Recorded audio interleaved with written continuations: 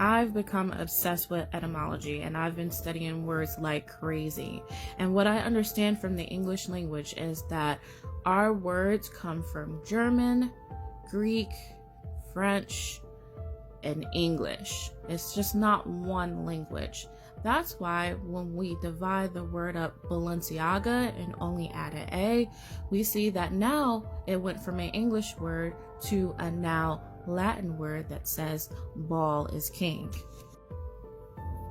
And the even more crazy thing about this situation is that Balenciaga is not the only company that is speaking in this coded Latin language. Look at Nickelodeon. I don't care about God. And look at Gucci. We just put a space between the two C's and it says there is an owl. And we already know the esoteric meaning of owls. And if you don't know the esoteric meaning, look up Moloch. He was the god of child sacrifice. And it made me look at Adidas, and you put a space between the A and the I and the D, you get you give from God. Is that an accident? Amazon made $1.47 trillion last year. And if you type them in Amazon and you put a space between A and Z, you get Love Zon. Well, who is Zon? So let's look up Zon. Zon, a god. Zon Kathan. He is the Midnight Lord, the Dark Prince. At the bottom it says, possesses one of the most twisted and evil minds in the multiverse. His position as God of Pain is well earned. He has been the root of countless tortures, murders, and worse throughout time. Now, Manulife, this one really threw me for a loop. They are a wealth management company and they're worth $40 billion. Let's see what their Latin name means. If you put a space between the N and the U, it says, a man is a wolf. Now, that's a saying, that's a phrase, right? So let's go look up and see what that means. A man is a wolf. Homo homini lupus. What does that mean? So this one was crazy. It's a Latin proverb.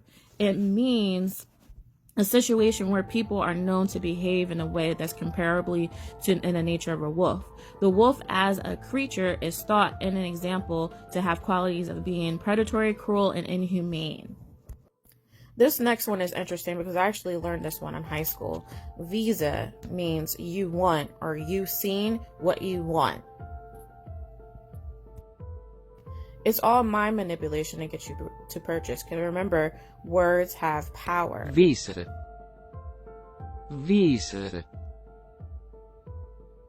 And evidently, these big corporations know that they are playing mind games with you to get you to purchase from them. But what does Mercedes have to do with you will give up? You give up what? What are you giving up? Your life, your soul, your money in order to purchase a car from them? And then some of the corporation names are named after like things in astrology. Like this one says, not a star for Nestle. And these big name Asian companies have figured out a way to say 3 different meanings in one name. Look at Mitsubishi. And these companies are not dumb. Like, they're not idiots. They have acquired billions, hundreds of billions of dollars. Don't you think that they know exactly what their name means in Latin? I went through all 200 billion dollar companies on the Forbes list, and I have found numerous examples where they name their business one name and in Latin it means something completely different. People, this is a spiritual warfare.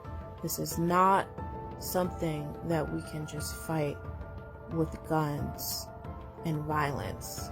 This is a battle of our mind. And this is not the only list. These are just the list of the ones that actually stood out to me because I can understand the esoteric meanings behind the Latin phrases. But there are some words that are just words. Like, what does it mean? Do they spell out sentences? Are they words to a song or to a poem or to a book? Why are these companies using this coded language? What are they hiding? What are they trying to communicate with each other? I want to know.